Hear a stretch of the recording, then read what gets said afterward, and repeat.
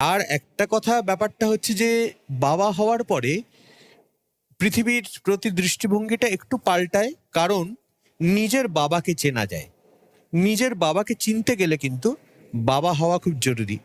নইলে বাবা ছেলের সমীকরণে, সম্পর্কের সমীকরণে মানে ছেলে যখন, তাদের সঙ্গে মায়ের সমীকরণ তো একটা খুব স্বাভাবিক সমীকরণ।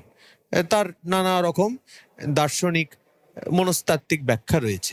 কিন্তু বাবা এবং ছেলের এই সমীকরণ, এটা কিন্তু অতটা স্বতঃস্ফূর্ত নয়, এর মধ্যে অনেক রকম ব্যাপার আছে। সেই জায়গাটায় ছেলের জায়গাটা তো আমার দেখা আছে। আমার বাবার সঙ্গে আমার যে সমীকরণ, তা তো আমার জানা আছে, আমি জীবন দিয়ে দেখেছি। কিন্তু তখন আমার বাবা কি ভাবছিলেন, বাবা কিরকম ভাবে আমাকে চাইছিলেন, বা কতটা তিনি সহ্য করেছেন, আমি কি সহ্য করেছি তা আমি জানি। কিন্তু বাবা, সেটা আমি জানতে পারছি নিজে বাবা হওয়ার পরে। এই কথাটা আপনারা সবাই ভেবে দেখবেন।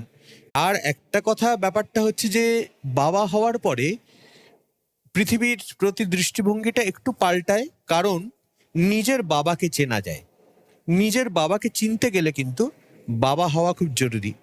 নইলে বাবা ছেলের সমীকরণে, সম্পর্কের সমীকরণে মানে ছেলে যখন, তাদের সঙ্গে মায়ের সমীকরণ তো একটা খুব স্বাভাবিক সমীকরণ। তার নানা রকম দার্শনিক মনস্তাত্ত্বিক ব্যাখ্যা রয়েছে। কিন্তু বাবা এবং ছেলের এই সমীকরণ, এটা কিন্তু অতটা স্বতঃস্ফূর্ত নয়, এর মধ্যে অনেক রকম ব্যাপার আছে।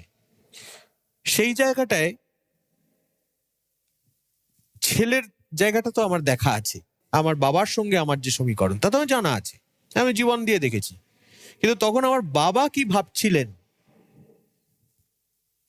বাবা কিরকম ভাবে আমাকে চাইছিলেন, বা কতটা তিনি সহ্য করেছেন, আমি কি সহ্য করেছি তা আমি জানি। কিন্তু বাবা, সেটা আমি জানতে পারছি নিজে বাবা হওয়ার পরে। এই কথাটা আপনারা সবাই ভেবে দেখবেন।